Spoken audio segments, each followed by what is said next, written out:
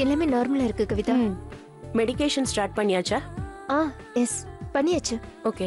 அப்புறம் இது பாருங்க. ஏய் மனு, வா. ஹாய். வா வா.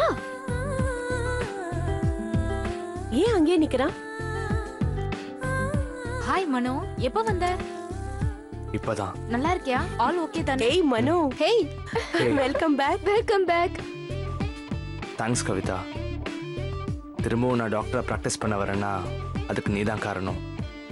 சொன்ன மாதிரியே என்னை காப்பாத்திட்ட. வீண் பழியிலேருந்து என்னை காப்பாத்திட்ட. மனோ, நீ வேற இந்த ஹாஸ்பிட்டல் வேற இல்ல.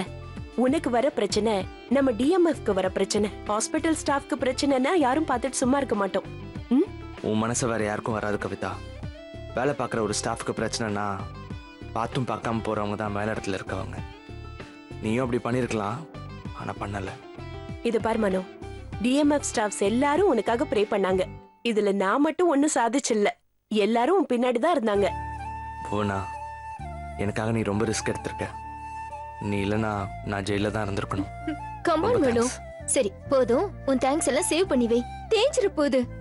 சரி மனோ, என்ன பார்ட்டி மூட்ல இருக்க போல இருக்கு. எனக்கு எப்படா ட்ரீட்? நீ செஞ்ச ஹெல்ப்புக்கு நான் டெய்லி ட்ரீட் வைக்கணும்டா. ஏய், அப்ப எங்களுக்கு?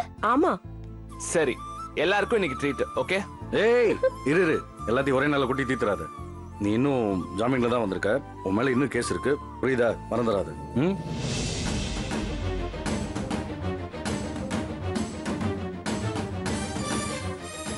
ஏய், நான் சும்மா தான் விளையாட்டுக்கு சொன்னேன். நீ ஏதாவது தடுத்துக்கிட்டியா?